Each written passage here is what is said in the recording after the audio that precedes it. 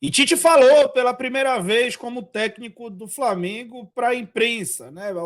Algumas perguntas ele pôde responder. Nem todas as perguntas foram exatamente a respeito de campo e bola, mas a gente vai aqui fazer um compacto do que ele falou e comentar em cima de cada resposta tática.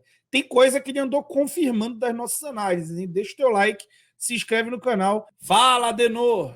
Em nome aí da nação, seja bem-vindo, muito sucesso, que traga muitas glórias aí com o manto. E aí o que eu queria saber, Tite, qual foi o principal aspecto que foi treinado aí nessa sua primeira semana aí de trabalho no Flamengo? Obrigado. Boa tarde, Lucas, né? A gente primeiro, e esse tempo de vinda para cá, na data FIFA, ele permitiu um conhecimento mais de primeiro humano dos funcionários, antes diretivo, no contato que nós tivemos, dos funcionários, depois com os atletas, para poder... E 3 deles ainda por via videoconferência, para mostrar da importância do trabalho todo. Na sequência, a gente fala assim, das informações que foram feitas anteriores, né, no aspecto físico, mas já no implementamento das fases ofensiva, defensiva e de bola parada, a gente já implementou de uma forma bastante rápida. Bom, o Tite já falando que, primeiro, a parte humana, né? Eu não vou entrar muito em comentário disso, que não é muito a minha, mas fala que falou por vídeo com 3 dos atletas, ou seja, quem está em data FIFA. Ele não deixou de falar com os caras, procurou, fez chamadas de vídeo, isso é interessante. E depois falou que deu uma olhada no resto, fase defensiva, ofensiva e bolas paradas. Bom, então praticamente tudo, né? Ele andou mexendo e andou treinando aí, mas a grande ênfase que ele deu foi no aspecto humano. Boa tarde, Tite. Carlos Gil, da TV Globo, Sport TV, tudo bem? Vou até me aprofundar um pouquinho na pergunta que a Luana fez, e o presidente Landim até, de certa maneira, respondeu em parte essa pergunta. Eu gostaria de saber o que exatamente, claro, foi um pedido do Flamengo, mas o que exatamente te fez repensar o teu projeto de só trabalhar em 2024? Que argumentos foram apresentados pelo Flamengo que te seduziram? E também aproveitando para saber o que te facilita conhecer tanta gente desse elenco, porque 11 estiveram com você em algum momento na seleção brasileira. Obrigado. Boa tarde, Carlos. Eu prefiro colocar, assim, respeitando todas as colocações diferentes, um ajuste de datas. Por quê? Um objetivo do Flamengo de 2024 no trabalho, e essa foi a premissa da conversa, do interesse. Da minha forma, também, de 2024. E eu lembro de uma quando nós estávamos e nós conversamos a respeito, o Brás está me olhando, porque ele sabe o que eu vou falar. Ele disse assim, como é que a gente ajusta os objetivos teus profissionais com objetivos e a necessidade do Flamengo? Ele é de 2024? É.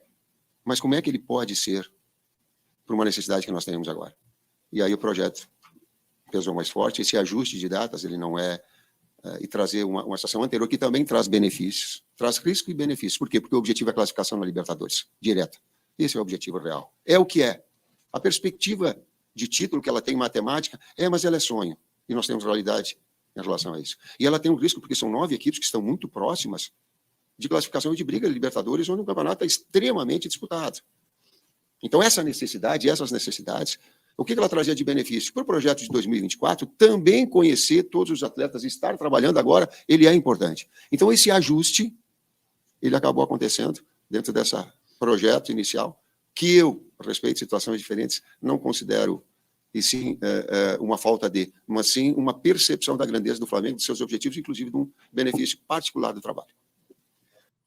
Agora o Tite, acho que ele foi craque nessa resposta, né? Ele acabou, assim, minimizando a situação de Corinthians, de outro clube, respeitando o Flamengo, falando da grandeza do Flamengo, dizendo que não podia perder a oportunidade de trabalho e relembrando do que pode ser positivo, de chegar antes para poder já implementar algumas coisas e depois ele ainda fala assim, título é sonho, o objetivo é Libertadores. É legal também ele estabelecer essa régua para não criar frustração, né? Vamos lá, a expectativa é inimiga da frustração. O Tite foi muito bem, né, nessa resposta e irretocável. Não tem mais o que falar de Corinthians. Ele não teve, ele não tá vindo do Corinthians, ele é ex-técnico do Corinthians, ele trabalhou lá há 7 anos atrás, não prometeu nada para o Corinthians, falou que ia trabalhar fora do Brasil. Agora chegou para o Flamengo, não tem que falar nada, esclarecer nada para ninguém, só para ele, para a família dele mesmo, e tá tudo certo. Oi, Tite, boa tarde, boa sorte, Ricardo Lai, Grupo Globo. Todo treinador que é apresentado aqui no Flamengo, né, sempre tem o grande desafio, pelo menos, e é questionado sobre isso, de ver Gabigol e Pedro juntos, né? O Dorival conseguiu fazer isso, mas não tinha o Bruno Henrique na época, né? Estava lesionado. Aí eu te pergunto, você nesse primeiro momento pensa num Flamengo com Gabigol, Pedro e Bruno Henrique juntos? É possível? O time fica competitivo? Possível mais competitividade? Como reforçar o meio de campo? Como jogar dessa maneira? Obrigado. Boa tarde, Lai. Parcialmente eu posso te responder.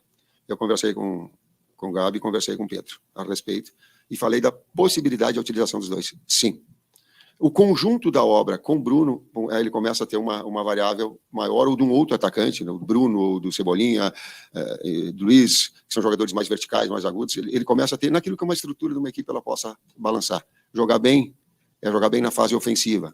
Jogar bem é jogar bem na fase defensiva. Jogar bem é jogar bem nas bolas paradas. Quando alguma coisa dessas não funcionar bem, a redundância, né, tu tá mais longe da vitória. Bom, aí, cara, assim, eu fiquei muito feliz nessa parte da entrevista, porque confirmou coisa que eu falei, né, no vídeo anterior a esse, vou deixar aqui em cima, é o vídeo de a escalação que o Tite tinha que fazer para ser campeão brasileiro, para tentar ser campeão brasileiro, para simplificar dinâmicas e correr menos risco defensivamente. E aí ele fala, quando fala Bruno Henrique junto com Pedro e Gabigol, aí fica difícil, porque é muito vertical, e dá o exemplo também do Luiz Araújo. Muita gente respondeu ao meu vídeo falando, não, ao invés de Everton Ribeiro, eu iria com o Luiz Araújo. O que acontece, gente, é que esses caras que são pontas, no caso do Bruno Henrique, um ponta agudo, um ponta atacante, um ponta fechado, e no caso dos outros dois, especialmente o Luiz Araújo, Cebolinha um pouco menos, esses caras fazem deslocamentos muito grandes, eles vão terminar as jogadas, eles vão lá para dentro da área. E por ir lá para dentro da área, ele acaba se juntando a outros dois atacantes que estão lá dentro da área. E aí você fica com 3 jogadores a menos ali, no mínimo, quando você perde a bola e acaba ficando muito vulnerável. Quando você obriga esse cara que faz esse movimento a voltar e marcar numa segunda linha, você ainda sacrifica um pouco do que esse cara pode dar ofensivamente. Então, até justifica menos a presença desses caras. Então, o Tite acabou confirmando o que nós falamos aqui, cara. Assiste o vídeo de ontem, o vídeo que foi publicado, que ele foi muito legal nesse sentido, assim, um conteúdo muito rico, onde a gente fala de créditos e débitos de colocar cada jogador em qualquer lugar. Eu acho que agora, para 2023, ele não pode pensar em ter mais do que 2 entre Bruno Henrique, Gabigol, Pedro e Arrascaeta. Desses 4 caras, ele pode escolher 2 para jogarem juntos. Senão, ele vai comprometer o time defensivamente. É o que é, gente. É o que é. Não dá para pensar só de acordo com o imaginário do trabalho que esses caras já fizeram na vida sem bola, de acordo com o imaginário da preparação física que esses caras já tiveram. Gente, 2023, os caras não estão apresentando isso. E não vai ser agora num passe de mágica que irão.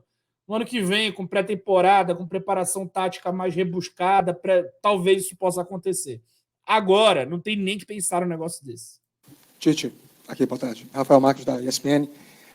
Você falou já sobre a questão em cima do discurso do presidente Rodolfo Landim, e já algumas vezes, nesse pouco tempo de coletivo, você falou sobre 2024. Então, a pergunta tem a ver com essa projeção.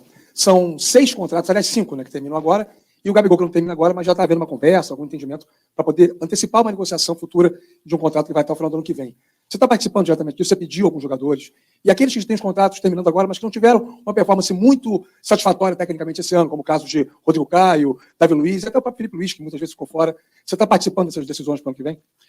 Rafael, o técnico é uma figura importante na engrenagem do clube, mas acima, numa hierarquia, está a sua direção, que ela já tem um comando e uma diretriz.